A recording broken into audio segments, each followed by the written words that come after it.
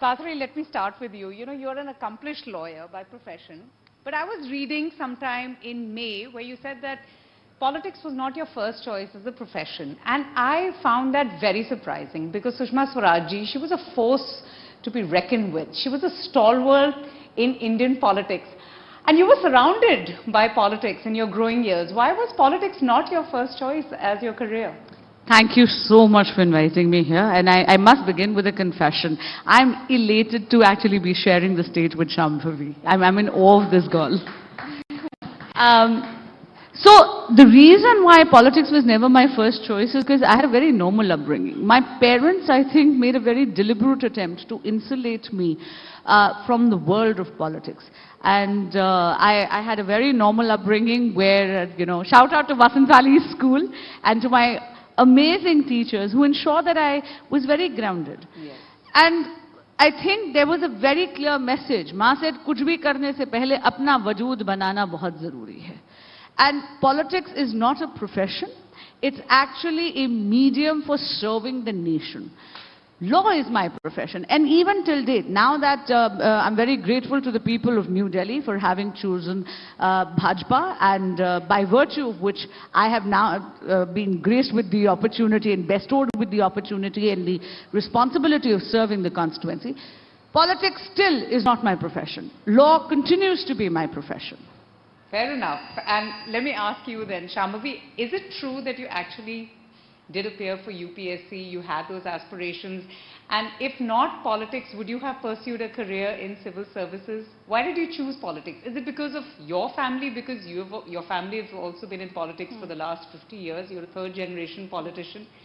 So what inspired you then? First of all, good morning to everyone here. Thank you for having me. Thank you for giving me this wonderful opportunity to talk about women, empowerment of women, and like Bansuri said, I'm equally elated to share the stage with her and have such a wonderful anchor.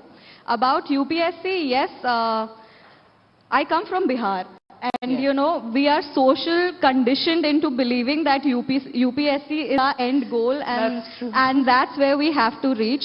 But if you ask me, then if I was not into politics, I would have done something in the education line. I was already working as a director in a school in Bihar. And I was working towards the education of young girls. And I think education is a powerful tool that can transform lives, and we don't emphasize enough on that. So definitely, if not politics, I would have done that. But ever since childhood, I had it in me. I saw my father, I saw my grandfather serve the people of their constituency, and when I was young, I was like, when I grow up, I want to be something like them. I want to grow up and help people. I want to be at a place where, I can change lives, I can impact lives, I can transform the society. That's what I wanted to do. So, yeah, and like Bansuri said, politics is not profession, it's a way of life. You have to give yourself in. And when it's politics, it's not like, okay, I'm working 9 to 5. You have to work every day, every minute, every second, and you have to live up to your people's expectations. Oh, absolutely. It goes beyond 24 hours. Now, I wanted to ask both of you, and Basuru, you can take the lead on this. So, now that you have taken the plunge, how have you been able to navigate the very demanding landscape of Parliament? When the challenges that you face there inside Parliament, constituency is another, challenge to take on. But inside Parliament, is it family experience, mentorship? How do you tackle those challenges as a first-time MP? I think the credit goes to my profession. Because with a experience about 17 years plus of litigation, especially before the Honorable Supreme Court of India, that I think is something that I keep sort of relying on and going back to. Otherwise, of course, and you learn on the job, and I'm very grateful to my leadership. I'm very grateful that we have very experienced parliamentarians that we can sort of go and pick their brains, and we do that. And somewhere I'm very lucky to have colleagues like Shambhavi, where we can sort of over a cup of coffee decide to collaborate, have a brainstorming session and discuss things. But is there anything that has taken you by surprise? The decibel levels. Shambhavi, what about you? No, I think inside the parliament everyone is very cordial. I mean, there is no patriarchy inside the parliament. But definitely, like I always say, to be here, I didn't just contest elections. I fought patriarchy first. I fought misogynists. I fought stereotypes, and then I reached here, you know. But it was very evident during the election campaign. I think a lot of women who were contesting must have faced it. I come from Bihar, and you know, people over there, we have a concept of Mukhiya Pati, Sansad Pati, Vidhayak Pati, where women are actually the elected leaders, but the powers are with their husbands or fathers. So, you know, I did combat those stereotypes in the election campaign, and casually people would say कि अरे कोई बात नहीं, आप इनको जिता दीजिए, मतलब इनके पति है, इनके पापा. I was like, no, I'm here for myself. I'm fighting, and you have to elect me. So that's something that you know, that was something that I fought. So, no, I can imagine, you know. I must say credit where it's due when it comes to Parliament, and I know that Shambhaji will agree with me. I think the Honorable Speaker Om Birla ji is very conscientious of this aspect. He gives a lot of opportunity to first-time MPs and especially to women MPs. And I think credit where it's due. So I'm very grateful to him as well for giving us the opportunity. Correct. And he also remembers, like, he will know how many times you've spoken. So, like, if I meet him casually in the corridor, he'll be like, oh, you got a lot of chance this time. I said, yeah. Oh, that's refreshing and very wonderful to hear. But Basri, still, you know, women constitute only 13.6% of members in parliament. And though we are seeing more and more women entering electoral politics, I think the representation is abysmally low. When do you think 33% will become a reality? Because in UK, if I'm not mistaken, we still have 40% women parliamentarians. In South Africa, it's 45%. When do you think we can reach that? 18th Lok Sabha is the last Lok Sabha to have this level of representation. The 19th Lok Sabha is going to see 33% reservation because of the Nari Shakti Vandan Adhiniyam brought in by the Honorable Prime Minister Shri Narendra Modi and the NDA government. That's a very big announcement there, Of course. Basri. But it's something which is there in the pipelines because आप देख लीजिए अभी जनगणना होने वाली है, population census is going to happen, उसके बाद delimitation या परिसीमन होगा, and उसके बाद स्वाभाविक है कि ये अधिनियम जो है वो लागू होगा. That's interesting. Shambhaji, in your social media bio, you present yourself as the Gen Z Member of Parliament. And I found that very fascinating. Because even I'm trying to find out what does Gen Z need, what are their, you know, aspirations. So as a Gen Z Member of Parliament, what are some of their views? What are their political concerns, their political aspirations, and what is the change that they are looking for in politics today? I think all Gen Zs just want equal opportunities, regardless of the caste, the gender, the class they come from. They want social justice. They want equal strength to, you know, they want equal strength from the society to believe in their dreams. And, you know, I think Gen Z is a term that describes people who have new ideas, new hopes, and new energy, and they want to channelize that energy in making this world a better, more peaceful, you know, a better space for everybody. And this is your physical strength, your emotional strength, your mental strength. And I think all Gen Z people deserve equal rights in whatever sphere they choose. So they're very strongly opinionated as well, this generation. So it does. I don't think there should be a problem with having strong opinions. I mean, when is strong opinion a problem? Never. And so, when you have an MP like her, bring it on. Basri, I have to ask you this political question. Just very recently, Mr. Rahul Gandhi was in the US and he did quote a lot of controversy with a couple of statements. I'm going to quote him here. He said that the BJP and the RSS believe that women should be restricted to a particular role. They should stay at home. They should cook the food. They should not talk too much. As a woman BJP leader, subscribing to the RSS ideology, and today we are celebrating Shri Shakti, today we are celebrating women, today we are celebrating each one of us. How do you respond to a statement like this? This is what happens when your research team is so weak that you end up propagating false propaganda. And I must call Mr. Rahul Gandhi out for this particular aspect. There are two aspects to it. First, जहां तक RSS और भाजपा का सवाल है, I stand tall on the shoulders of the women who came before me and who broke the proverbial glass ceiling. People like Smriti Irani ji, people like Nirmala Sitharaman ji, people like Sushma Swaraj ji, people like Vijaya Radhe Scindia ji, who actually came and paved the path for us. Then nothing can be further away from the truth. You know that Prime Minister Modi was the first Prime Minister of the country to have not one but two women as part of the CCS, both Nirmala Sitharaman ji as well as Sushma Swaraj ji. Second, the largest number of women ministers in the cabinet are under the leadership of Honorable Prime Minister Narendra Modi. मैं खुद बहुत स्वाभिमान से कहती हूं और बहुत गर्व से कहती हूं कि मैं एक संघी हूं।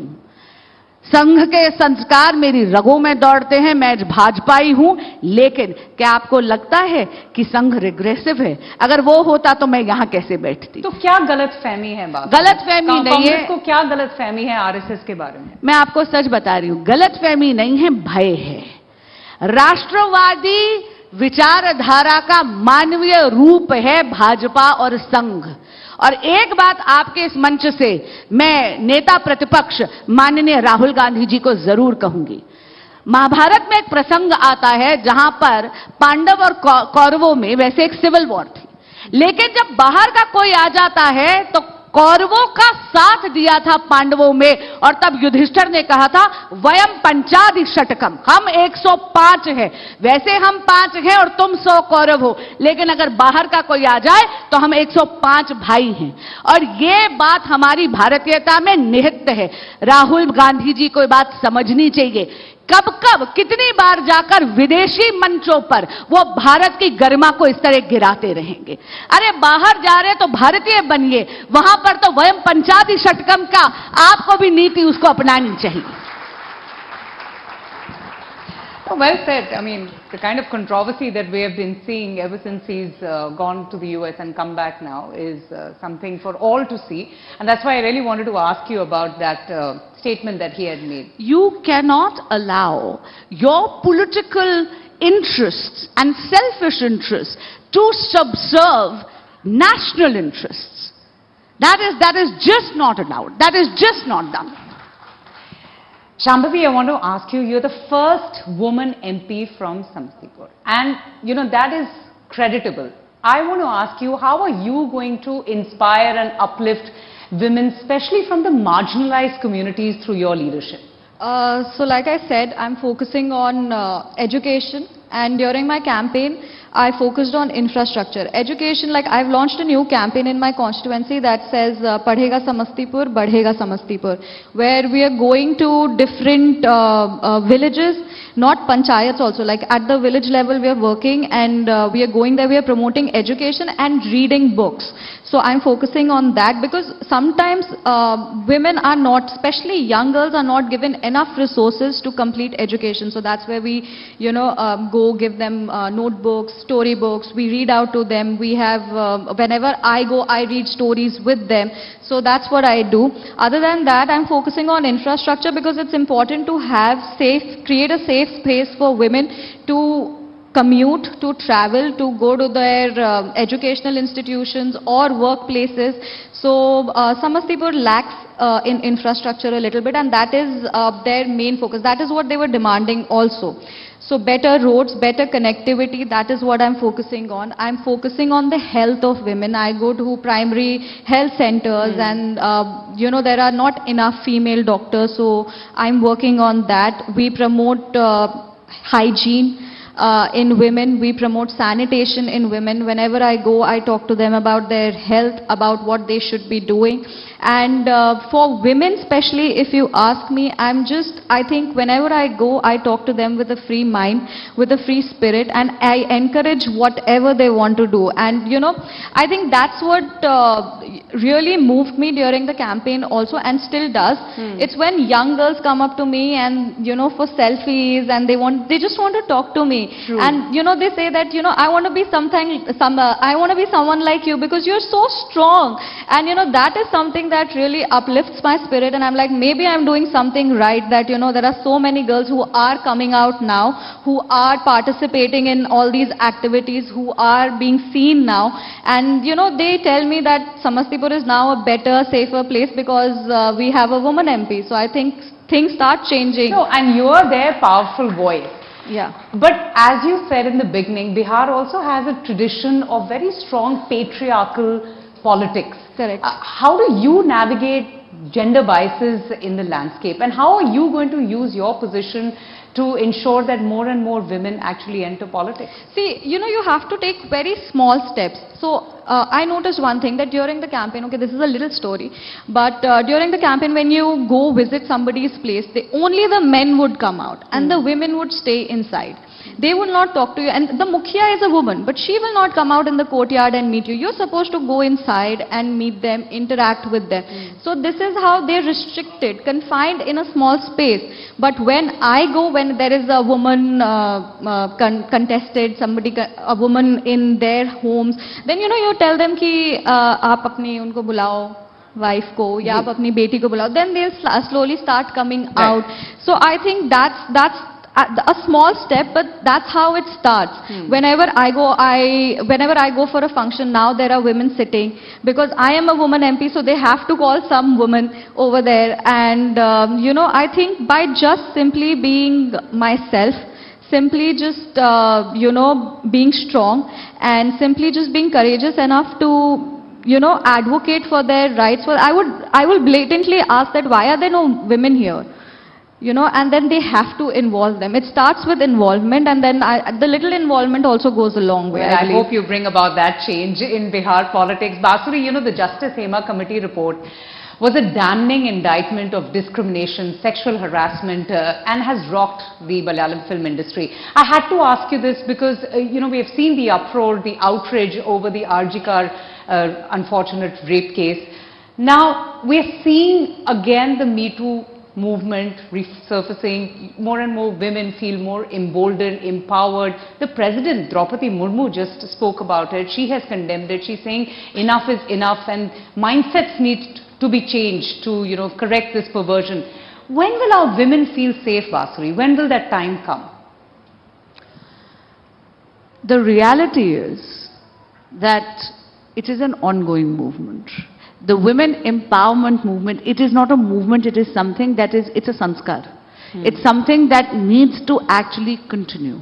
And I think women need to shoulder the responsibility of paying it forward and empowering other women. I look across the room, I see you, I see Sonal ji, I see Rubika ji in the audience.